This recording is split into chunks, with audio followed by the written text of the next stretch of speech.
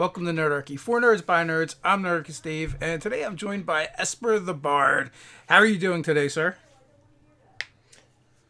Hey there, man. I'm doing pretty good. A little tired. I recently became a father, like I was just telling you. So that's been an incredible experience and a very exhausting one at the same time. It's been like a week, right? It's been a week, it's been 8 days. So I'm going to be kind of channeling my inner gibbering mouther on this chat.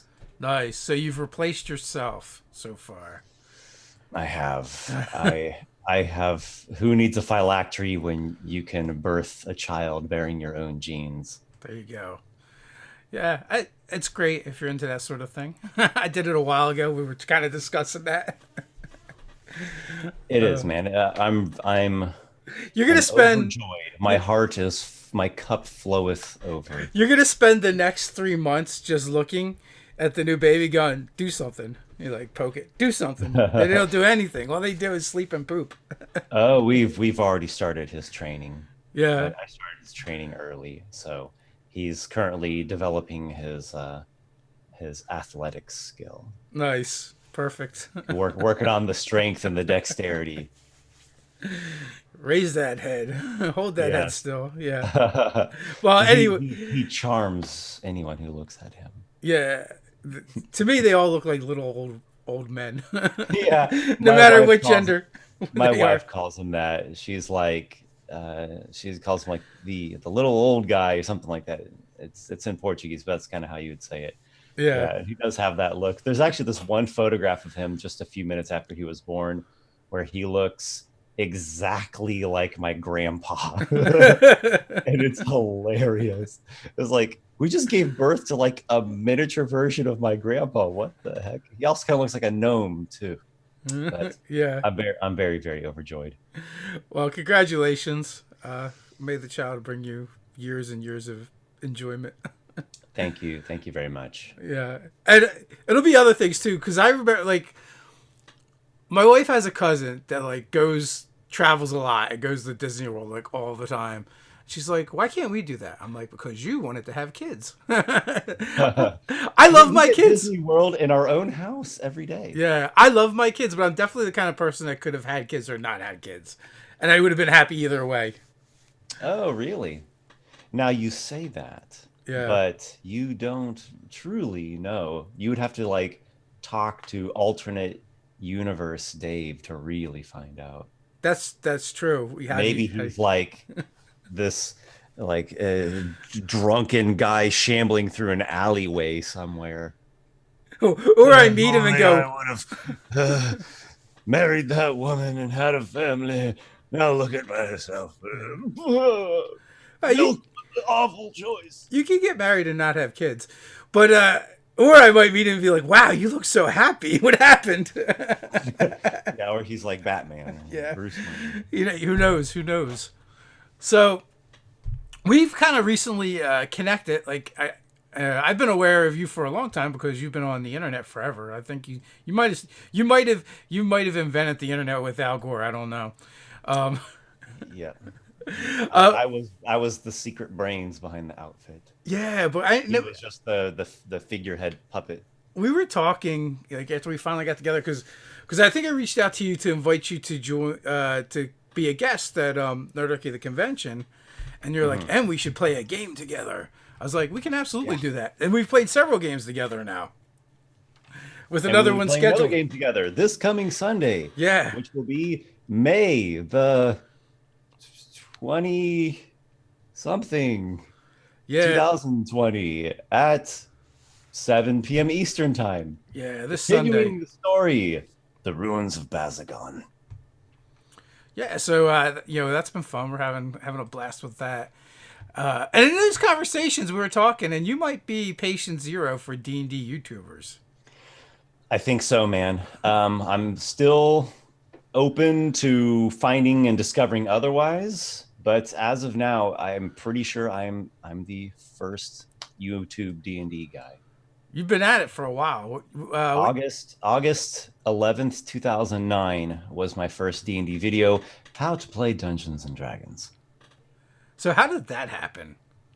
I was watching YouTube as I did in those days, and I still do. And I wanted to find videos about this passion of mine, D&D. And when I searched videos, all I would find were like 2 to 5 minute clips, janky things that seem to have just been recorded at a random moment in the midst of somebody's game at home. As if someone would just like, hey man, this is turn on the camera, okay. And they're just like in the middle of their game and it's not coherent at all. And I'm like, well, that's disappointing. This is such a, incredible, popular hobby activity. You would think there'd be some actual good videos about this. Someone should do something about that. Okay, I will do something about that. I will make the thing that I wish existed. And thus it happened. Thus, Esper the Bard was born. Yes, though in the beginning, sadly, I had a terrible channel name. I shouldn't say terrible. That's maybe being too hard on myself, but it's a very not easy to remember. It's like a palindrome of Esper spelled backwards and forwards together, Reps Esper.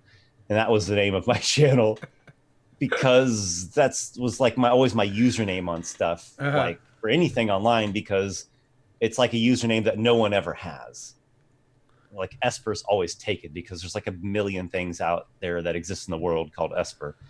So I always use that. So yeah, in the beginning, if you wanted to find me or tell somebody about this channel, you had to tell them this unpronounceable. It's like you're talking to them in deep speech or something. But then I had this idea one day. Oh, yeah, I should actually like make a name that's not only easy to pronounce, but people can remember it and describes my style, myself. So you had an epiphany. It was a revelation. Yeah, sometimes we think we're far more clever than we are, and we only outsmart ourselves. Really, what it was is I had no idea it was going to become a thing. I was like, "Yeah, let's just see what happens. Make it this video." Oh, some people watched it. People actually viewed the okay. And then I don't know, one thing leads to another, and Were you talking about fourth edition at the time, or were you just talking about D&D in yep. general? I guess both. Fourth edition was the current edition at that moment, and I've always just kind of stayed with the current edition, whatever that is. So I started in third edition and played that so much and loved it so much, and I even made my own mod of it. So I kind of played like a Pathfinder sort of thing before there was a Pathfinder. And then fourth edition came out, and me and my friends said, hey, we've played like so much third edition. We're ready for something new. Let's try this new thing. And we got sold on it, and then we played that. And then it ran its course, not that long of a course. And 5e came out, and I'm so happy about 5e. I was burned out in 4e, and then I went to that. Although I will say, if you were looking for something new, going from third to fourth edition would definitely have been a huge change. Comparison. It was. I think at the time, I didn't fully see it though. And I think actually I just realized now why that is. Just talking with you here. I think it's because my games are, yes, they are D&D, but at the same time they're also not. They're also like just my own creation. And that's what I love about the game, and I'm sure everyone loves about it, that you can inject so much of your own creativity into it, and your own world and your own stories and your own content, and it's like this endlessly modifiable, like Legos or something, right? You just kind of build your own thing. So yeah, we played 4e, but like within the context of my same style and world and stuff that we've been playing all along. So it didn't, at the beginning, it didn't actually feel incredibly different. And I was kind of confused, like, why does everyone keep saying this is so much different? To us, it felt pretty similar. Yeah. But it's actually becoming very clear to me now that I'm talking to you about it. Though it has also been a while probably since you played any 4E, I'm sure. I know I haven't played Yes. 4E in forever. I mean, even before. I played it a ton, but then I stopped near the end of the edition. So in 2012, um, there was and the kind of history of this, it still exists on my channel for those that have followed it for long enough. I hit this kind of like low spot, kind of a dark spot, where I got burned out on fourth edition, and I didn't really want to play. I was sick of it. I didn't really want to play it anymore. And I went through a horrendous breakup with the girlfriend at the time. Terrible, terrible breakup. And I just like had this kind of freak out and didn't make videos for a couple months. I don't know, maybe 3, 4, 5 months, something like that. Didn't make videos, and I didn't play D&D for like 3 or 4 months. It was an awful time. It was like a dwarf who stopped drinking. Terrible. Yeah, we played. I think we played fourth edition for about 18 months, and then we switched to Mutants and Masterminds, and we played that for a couple of years. Mm-hmm. And then we came back to D&D/Pathfinder. But it was like, as we were coming back, we realized there was a new edition coming out. Like, I had no idea the whole playtest, D&D Next, didn't exist to us. Oh yeah, you didn't participate in the playtest? I did not. Wasn't even aware of it. That was a special place and time to be a part of. It wasn't until they were releasing the basic rules that I even realized that 5e was going to be a thing, that there was going to be another edition. And we had been doing Nerdarchy for like 6 months at the time, because we started in January. It came out in July. It was 4th of July weekend. I remember like stumbling upon it on the internet, and someone must have shared something on Facebook or something. Oh, I'm sure. And I said, "Hey guys, there's a new edition of D&D." They're like, "Huh?" Because we had still been playing RPGs. We just hadn't been playing D&D. So did Nerdarchy, the channel, begin like based in Pathfinder? More generic. I would say we weren't really based in any particular edition when we first started. You were just based in all the things I'm seeing in the background behind you there. Yeah, pretty much. It's just like because when we started, we didn't know what the channel was going to be. We didn't know what we were going to do with it. Like, when the idea came up to even do a channel, like, I don't know, people don't really care about this stuff, do they? So, and then we started like poking around, and we found I don't know if you ever watched Spoonie or Noah Atweiler Counter Monkey. He had a channel, and it was like 30,000. I watched Salad Fingers, who collected rusty spoons. No, I think that's a different thing. But he had like 30,000 subscribers, and we're like, wow, that many people want people to talk about, listen to someone talk about D&D and gaming. So we're like, I guess this could be a thing. Yeah, isn't it crazy? It is kind of crazy. We all didn't even really, I think we all kind of underestimated both ourselves and the community, which is, looking back, it's really silly, because like, I'm so passionate about this. Clearly thousands, maybe tens of thousands of people must be as well. Dare I say hundreds of thousands.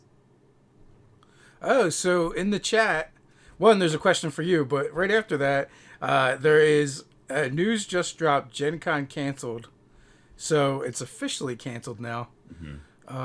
Which, I expected Damn the plague. I know. I expected they would, but then again, like, every event has pretty much been waiting for that force majeure clause, so they don't get totally crushed, by canceling prematurely. But I guess they made the decision. Sure. And GenCon's in September? August. Yeah. Okay. Yeah. Well, the Nerdarchy Con sadly had to be put on pause as well, and that was slated for October. End of October. Yeah. Okay. So in an abundance of caution, though, no one is going to, I don't think I was going to cry about it. Yeah, I mean, it's sad, but we figured it was the best for everyone. And not only that, like, doing a convention itself, the first year is always trying anyway. So like The we were like, first go round of any big thing yeah. ever is always going to have a bit of jank going on with it. So we figured we didn't need any extra challenges. Yeah.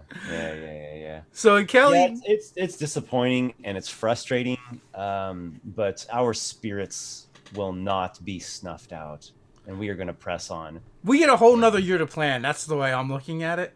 look at it, yeah, look at it from the In positive the next side. month or two, we're going to start working on the Nerdic Econ website. I mean, it exists, Okay, it's there, but we want to start putting up content and make it a cool place for people to go hang out. So that'll be in the nice. works.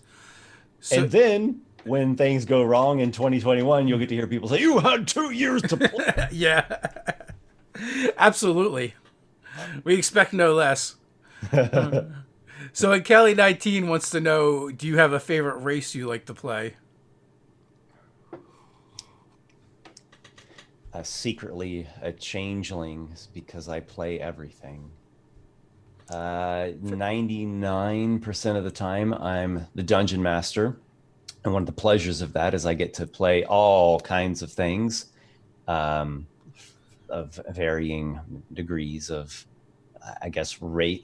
Things could be considered races, even if they're monsters, right? So, do I have a favorite amongst them? Probably not. So, let me just think of one that I played recently that I particularly enjoyed. Oh, Mean Locks. Yeah. Wait, maybe she's asking me as a player. So as a Yeah. dungeon master, Mean Lock, and I've liked Mean Locks for many a year. But recently actually adapted Escape from Mean Lock Prison to 5th edition and ran it for some friends who'd never even heard of it. They're a little newer to the game, semi-new. And that was a real pleasure playing the Mean Locks and all the creepy, horrific stuff that goes along with them. As a player, playing like a player character race.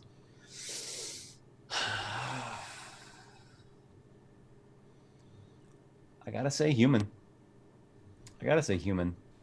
I think everything that's not a human in Dungeons and Dragons is secretly a human. It's all filtered through the lens of a human. They're all human aspects and human characteristics that are just kind of extracted out of the actual human soul, let's call it, and like exaggerated or modified slightly.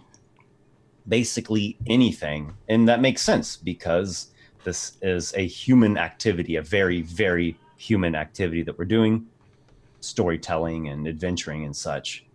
And humans are endlessly complex, complicated, flawed, irrational, strange, peculiar, yet at the same time, beautiful and divine beings. So I will endlessly be fascinated with us human beings. It's a fair enough answer. Our group actually goes the other way. We usually like to play anything but human. Mm-hmm. But you're not wrong. Like, everything really is just an exaggeration or modification because we only have one lens to look through. Yeah. Mark Bird wants to know, what is a homebrew rule that you love the most and why? That's a really good question. Well, I could name a few of them that I've come to really enjoy. I'll give you two. So one is the milestone system that I use. It works sort of like experience points, but it's simpler and easier to implement. So instead of earning experience points, the characters in my campaigns earn milestones. An easy encounter is half a milestone. A moderate encounter is one. A hard encounter is 2 milestones. And then harder, deadly things could be 3, 4. I guess I've given out in rare instances more than 4. And then once you get 10 milestones, you gain a level. So I guess the simplest way you could see that is 10 regular encounters is a level. But of course, there's always a variety of different degrees of challenge. So I like that a lot because it is way simpler and faster than doing all the math of the experience point system Yet at the same time, it has the same spirit to it, that when you face danger and challenge and you overcome it or you survive it, you get a reward for it. And I also am a DM that the characters often have different amounts of milestones, and I think that's cool. I'm actually, I think things that get very standardized and made super fair are less interesting. I think it's more boring, and it makes things just more kind of vanilla or mechanical or something. I love the idea of a character having the freedom to say, well, I know you all really want to take a rest now, after we've gone through most of this dungeon, but I think I'm doing okay. So you all go ahead and rest. I'm going to go and explore that hole we found in the bottommost level that we heard something like, growling and grunting around down there. And maybe I'm going to try to like steal from the sleeping basilisk or fight this, aboleth by myself. Yes, is that a bad idea in terms of like surviving and being safe? Of course it is, but it's very interesting. And I always prefer interesting over like fair, balanced, and clear. I think interesting trumps all of that. And that brave slash foolish soul can potentially get a tremendous reward or a tremendous demise. So I love that. The other house, did you want to chip in there? That we've used various XP methods as well, and like I used to have a system where I would reward for different things, not just like combat, but role playing and stuff. And it was just like a hatch mark system, and it was kind of like graded on a curve. So if someone was more introverted and less of a role player, they might get like 2 or 3 hatches to someone's one, just because they were personally pushing themselves a little bit more. So that like made kind of varied things a little bit. And I actually didn't give much XP for actual combat in that game, so Okay. it tended to like. But even with that system, they still stay pretty similar. And then later on, we went. It does sound similar because the milestone thing a lot of times ends up being hatch marks on the character sheet. And you just brought up another good point. Doing it this way makes it way easier to give out experience or milestones or hatch marks for non-combat situations. Yeah, 5e doesn't really take that into account nearly as much. It's not implemented or made so apparent very well. It's kind of like a minor footnote hidden somewhere in there. Yeah, and it's still like a group reward, so there's no personal reward to it. Now, I will say, like, more recently, we've kind of, like, our system is literally, like, we play 2 sessions, then level, which is very much the standardized method like you're talking about. I guess... Boring! I know. You know why we did it, though? We did it more because we didn't want to penalize people in-game for real life. Yeah. So, like, sometimes people can't show up, and we just got to the point where, like, back in the day, like, if we didn't have a full table, we probably wouldn't run. But now it's like whoever shows up, we game with, and it's just, we just came to the conclusion, and everybody's got to decide what's important to them at their table or whatever. Right. It's like, well, you know what, life happens. Do we want to penalize those people for that? Their penalty is, they don't get their cut of the gold. They need to prioritize Dungeons and Dragons over everything else. I don't care that your grandma was dying and you were going to lose your job. If you're not showing up, your character ain't leveling up. You're not serious. Well, back in the day, there's many ways to handle the leveling up and progressing, and every group's going to have their own way that works well for them. Agreed. So what was your other one? The other one is, if I can remember it here, as I mentioned, I'm pretty tired. It is, yes. I don't do in 5th edition, there's that rule where when you finish a long rest, you recover all your hit points. I say no to that. I don't like that. I did that for my 2 big campaigns. Actually, my live stream one, we are still doing that because I told them I'm not going to implement such a huge change in the middle of the campaign or like 3/4 of the way through the campaign. But at a certain point, like, I stopped that. So Everything else works the same. Like when you take a short rest, you can still expend hit dice.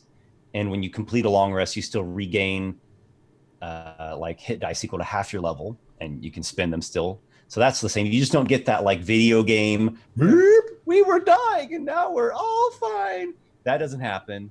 And also, if you get knocked to 0 hit points, you suffer a level of exhaustion, which represents like a wound. I also have a wound system, like an injury system that I will implement sometimes when it seems appropriate. And these are things that don't go away with just casting Cure Wounds. They can be as minor as like, an infected flesh wound that I say minor, but it could get worse and you could like die of gangrene. And they can go up to like, concussions and broken limbs and stuff. I don't implement it so frequently. We tinkered around with it a little bit. It used to be, for a moment, it was going to be like, okay, if you get knocked to 0 but not killed, you get an injury. And it actually it worked okay that way. The way I had it set up, it wasn't totally brutal, but we went ahead and just switched it to, okay, you just get the level of exhaustion, and then if it's the right circumstance, like the boss monster did it to you, or you're getting crushed under a collapsing ceiling, something that seems like it would do more than just hit point damage. It's kind of like the DM's, if it's a story appropriate, the DM's call. So I like that because 5e, as is, by the book, standard D&D, is very, very forgiving. And it's very much in favor of the player characters. And you might have heard people that played old school 1st and 2nd edition complain about this, and even a bit of 3rd edition too, I would say, that the old school things were much more brutal and gritty and felt a little more realistic. And to a degree, I like that. It's also cool how more modern Dungeons and Dragons is like, they've taken strides to just make it more fun to play, mechanically speaking. So that's cool and all. I'm not going to gripe about that. But again, once you cross a certain point, you feel like the game is going easy on you. And that's not so cool. I mean, don't you want to feel like you faced a real challenge and like you overcome actual danger? What's the point of a random encounter when you're traveling, when you're just going to finish sleeping and get all those hit points back? All you did was just kind of roll dice, get some XP, and essentially waste everyone's time. So, yeah, so I had to look it up real quick because I was just curious. In AD&D, and I thought this was the case, but just wasn't sure. In AD&D, you would get a hit point back a day when you rested. Eventually, I think they added some things in to like bump that number up a little bit. And then in 3rd edition, I think it was your level back in hit points. It was equal to your level. And then, like, if you made the proficiency check, the appropriate proficiency, you could get double. If you were tended and did bed rest. Yes, if you were like full all day resting in like a non-dangerous, like at in town basically, not in a hard dungeon floor with creatures crawling about. And there were no expending hit dice on there was no such thing as a short rest in 3E either. No, it was just you were just going to bed rest. It was stock up on your wand of cure light wounds. Yeah, expend your cleric, whatever. So 4E is where it really made the change to having like the expendable, they called them healing surges in 4E, and now in 5E you actually can expend your hit dice. And that, I think it's cool. It's pretty cool. It eliminates the problem in 3E of like every party stocking up on wands of cure light wounds and potions and scrolls and stuff, and like you always have to have a cleric, and he always has to save so many spell slots for healing when resting or between battles. But 5e, for me, it's I don't know. I think standard 5e is sort of easy mode, and I do this to provide more challenge. Although It provides more tension. oddly enough, within our first like, I want to say 2 to 3 sessions, we had a character death. Oh, it was in session 0, man. Yeah, well, your game, yeah, absolutely. Japanin. No, I mean, our first game, like when we started playing 5A Okay. as a Yeah, group, yeah. we had we were fighting like 4 orcs and some imps, right? And they weren't even real imps because the monster manual wasn't out yet. Hmm. You know, as Ted was just using the basic rules essentially. And Okay, one of the characters, there was like bats with thumbtacks taped to them. yeah, pretty much. One of the characters got dropped, and then they failed a death save, and then they rolled a 1 on like their next death save, Yeah, and they yeah, were yeah. just dead. And like one of the characters actually tried a medicine check on them, failed. So like that, so I'll heal you. so there was a little bit of learning curve in the beginning because some of the monsters are a bit tougher. What level was it at? We were like level 1. There you go. Yeah. It's always going to be deadlier at level 1. But in 5e, if you're just playing standard rules 5e, once Yeah. you get past like level 7, 8, 9 around there, forget about it. Yeah. The characters are just going to be crazy, crazy effective against everything. I agree. It is a lot easier. It's a lot. It takes a little more challenging. And if you want to play more of a hardcore mode, you do need to change some settings on the game. Although they do give you the tools in the DMG. Yeah. Matter of fact, that I think the tools that they kind of mentioned in the DMG are even some of them are even harder than what you've implemented. Yes. Really. Yes, that is correct. So before my current setting of Ikoria, I used my previous setting of Novara, which nowadays is just for my novels. It's not for D&D.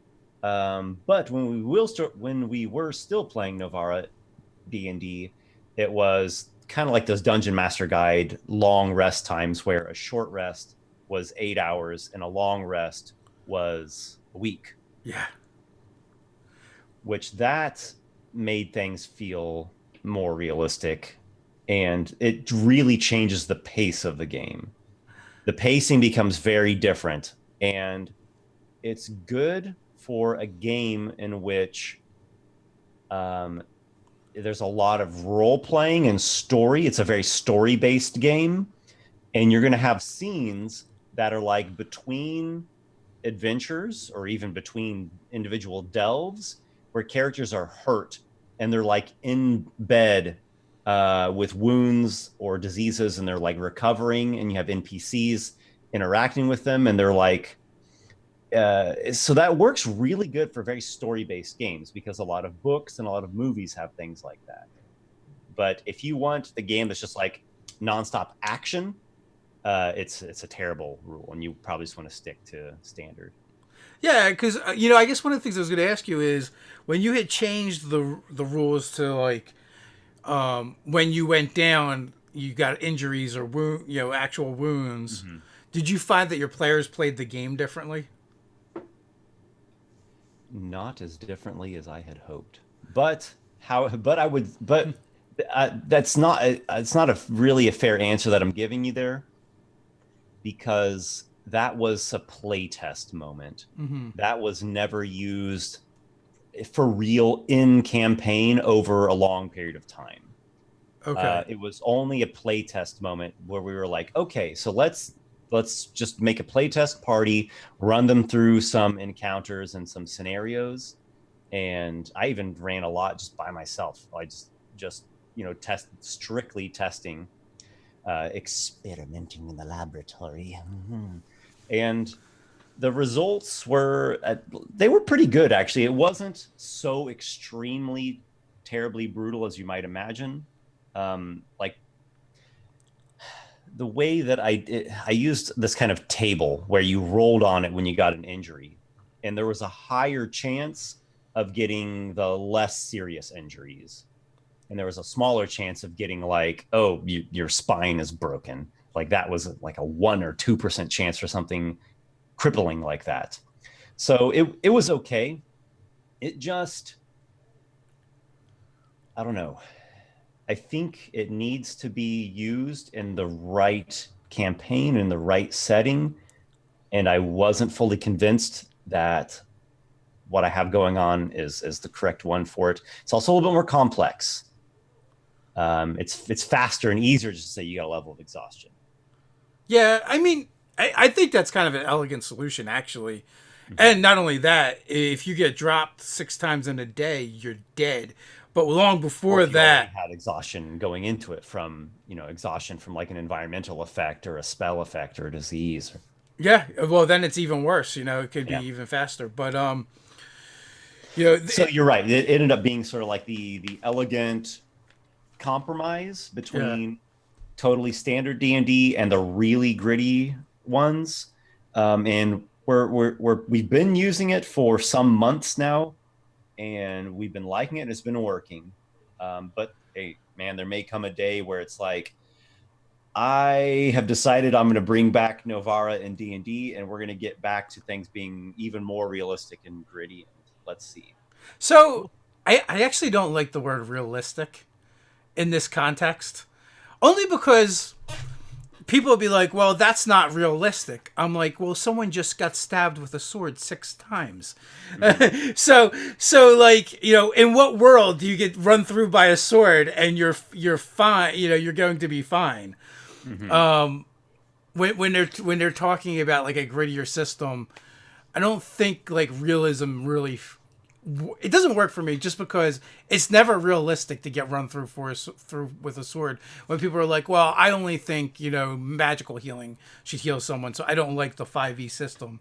But I'm like, yeah, but if you really were to get run through with like a sword, the way you want to describe it, right, you're not going to be okay just because you have hit points left. Like that, it doesn't really work.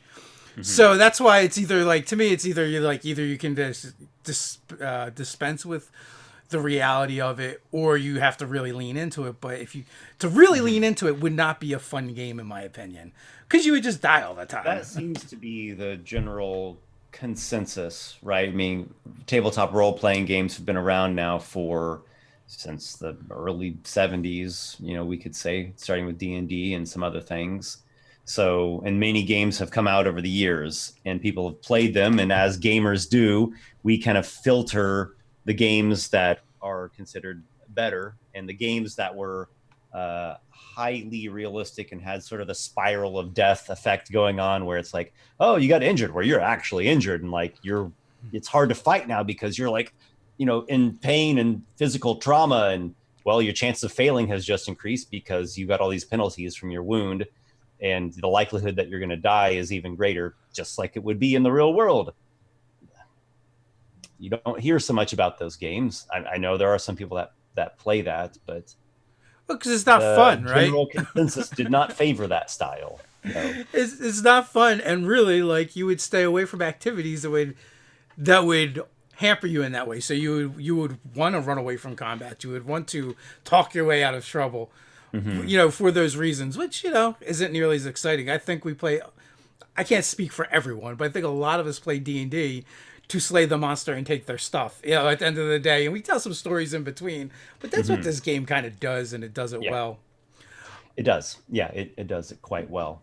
I personally, I'm okay with the word realistic. I think the context that it gets used in, or at least the context that I'm using in, is understood that we're trying to be more realistic, but not completely realistic.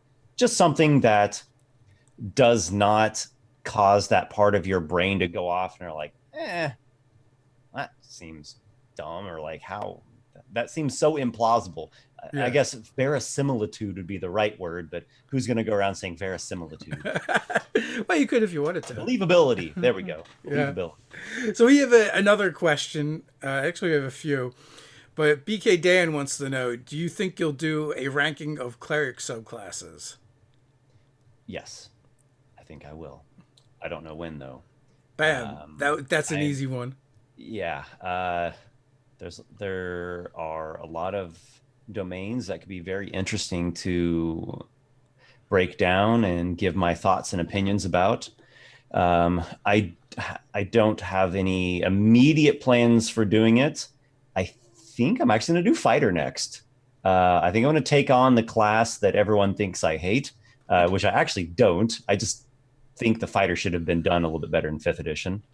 So I think I'm going to take that on and go into it with an open mind. And who knows, maybe I'll discover something that I did not realize about it before. I would like to do Bard as well, for obvious reasons. It's right in the name.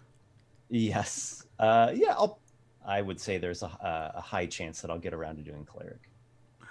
So PhD 20, I still go back and watch Esper's first videos. Still inspiring. Nostalgia boost feels great. Dave, Esper. The feels. Esper, I found your channel with your poems and stories. I didn't realize I was also a D&D channel till a bit later. Google algorithm, love those videos too. Thank you so much. Thank you so much. You know, in a different reality and a different timeline, my channel was short stories and poetry, and you know, kind of like narrated audio book things. But alas, we're not living in that one. However, that said, I still do try to put out some short stories from time to time. I'm particularly fond of doing a dark or scary one around Halloween time. And I am still trying to get these novels published. Like, I've got query letters out there. If any literary agents are listening right now, I've got these fantastic novels, and I would love to publish them and even write more in the series. And I might end up, you know, narrating some chapters from those at some point. Cool. Also, I miss so dearly doing the narrated adventures. So dearly. I will do them again, hopefully soon. Any thoughts on self-publishing? I don't know if we talked about this before or not. Yes, definitely. Well, I mean, I already kind of self-publish all the time on my YouTube channel, and so self-publishing is awesome, and I love it. These novels are very much tied and bound up from childhood and like this lifelong dream of traditional publishing, where the you know the wizened old man in the business suit says, "We have reviewed your manuscript and you've got it, kid. You're a star in the making." And they give me this gold medal, like the Wizard of Oz, giving the medal to the characters. And I'm like, I've been validated by the authorities of the literary universe that I am indeed a true author. And my book is there on the bookshelf in the bookstore that has the logo of a large press stamped right on it. And I can sit back in my leather chair by the hearth and my grandchildren by my feet. Yes, my books that I have published, leather bound. So it's a dream, man. It's a deep and powerful and big dream, and I'm just gonna keep chasing it. Sure, I'm sure you'll get there, man. You're still young. There we go. I'm still young, and you know, with this child here, I'm getting younger. This day and age, you know, we have more opportunities to do things than ever. And you know, and I totally get the idea that like, oh, it was done a certain way in the past, and there's definitely a good feeling to that being anointed, right, by one of the publishers. But at the same time, sometimes you just got to take your fate into your own hands. Yeah. I'm probably going to self-publish something D&D related, or maybe I'll just say art. It's D&D, right? It'll be like a third-party product. It's probably going to be like a kind of a Xanathar's Guide to Everything plus Mordenkainen's Tome of Foes. Like, it'll have a monster and DM section, and then it'll have like a section for DMs and players both, and then it'll have like my class, the Paragon that I've created, and more player-based content. So then Esper's Emporium of Everything sort of thing. So I'll probably self-publish that somewhere between 1 month to 1 year from now. From 1 month to infinity. Yeah. And who knows, maybe I'll self-publish a book of short stories as well. I've got I got a lot of short stories. So Asian Apparition wants to know, in your opinion, what realm in D&D has the most interesting version of human?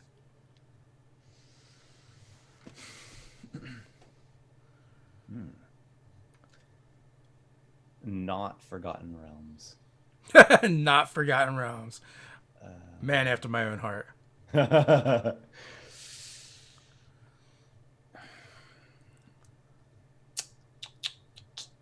In my mind, I'm going between Dark Sun, Ravenloft, and Eberron. I'm gonna go not Eberron, even though I do think Eberron's really cool for a number of reasons. I'm gonna go with Ravenloft. Dark Sun's also pretty cool. I'm gonna go with Ravenloft because by default, the people living there are under an oppressive pall, under an oppression of an evil tyrant, and they live in a gloomy land, and they're incredibly flawed and quirky. And that's kind of like real life, right? And we're all these strange, quirky, doomed, flawed, peculiar individuals, and there's this constant oppression of just life itself, right? Like you're gonna break down and die one day, and we all know it. So yeah, there we go. I'll go Ravenloft. I also feel like in Dark Sun, like they're all mutants too, right? Like Yeah, Dark Sun's got the mutants and the psionic stuff that's common, and everyone's like scraping by for survival. So that's pretty cool. like you could be a regular human, but you were born with webbed feet, even though there's no water anywhere, just for whatever weird reason, and everyone had psionic powers, including the plants, just because. Dave wants to know: are your wound rules available anywhere? Yeah, currently no, though I'll probably put it in that book that I mentioned. This project is like I'm slowly piecing it together. And if you get my newsletter, or if you're subscribed on my Patreon, you're going to be already getting bits and pieces of it as well.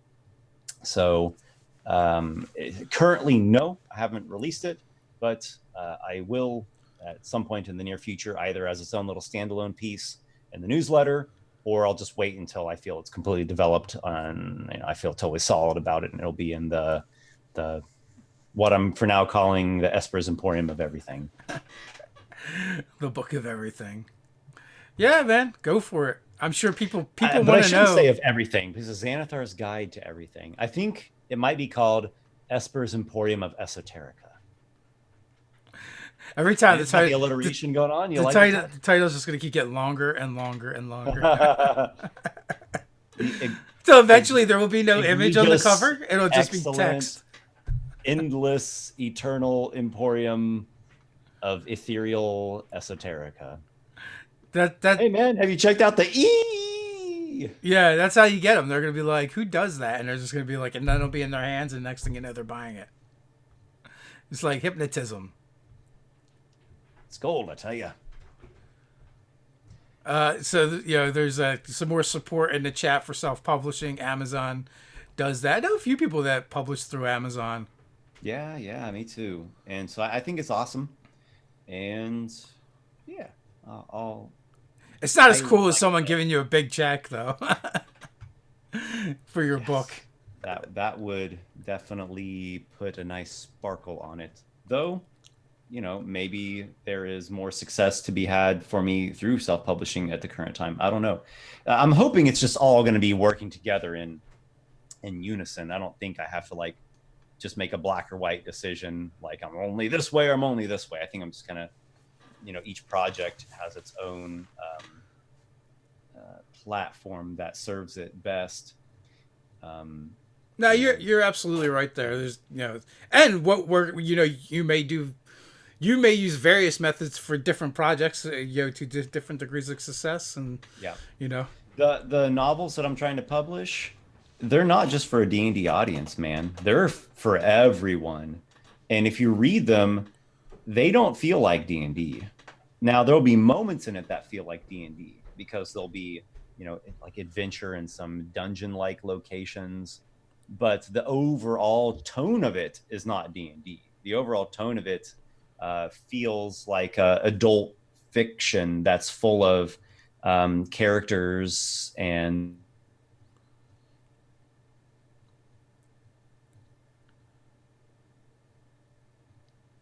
Oh no, Esper has frozen. situations. And you're back. You had briefly frozen. Oh my goodness. Okay.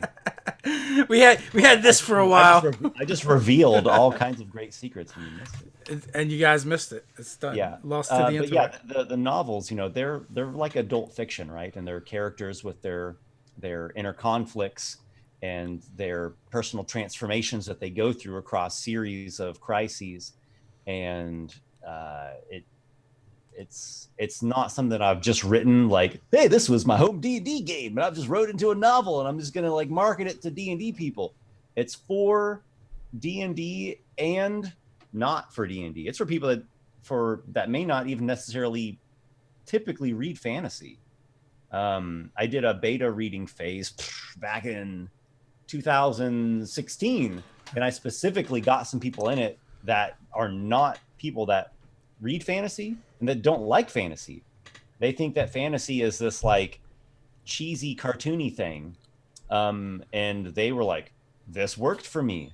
This is different than what my stereotype in my mind of fantasy. This felt like real human emotion in here, and plenty of things that don't have anything to do with like we gotta find the magic crystal to get the sword to slay the dragon, that have to do with I'm just going to say interpersonal transformation in the face of strange life crisis. All the best like TV shows, no matter what genre they're in, it's always like about the drama between the characters. And the interpersonal relationships between the characters, and then they happen to be on a spaceship, or they happen to be adventuring together, or right. It just so happens that beneath the castle there is an endless pit that leads you into the underworld, where you're going to have to go and face the demons of your past. Now, you mentioned earlier that you mostly DM, you're mostly the game master. Is that by design or happenstance? Both. Yeah, both. So I've always done this my entire life. Even when I was like a little itty bitty guy, like 2 and 3 years old, I was still telling stories, and I would tell stories to my brothers and my little friends. And at preschool, I would have these like little groups that would gather around, and I would tell them stories, and I would like lead my friends on little adventures, like little imaginary adventures like we all do. So I just kind of have always done this by my nature. It just sort of comes out of me. And so it's natural that I got into this role with D&D. And then from the other side of it, I genuinely enjoy creating and building things, whether I'm statting up a monster or writing notes about what's going to happen in a storyline, or developing a world, developing spells, magic items. So the designer editor part of me is very much is a big part of me as well. So we're coming up on that time. Before we head on out, any final thoughts? Oh, wow. Final thoughts.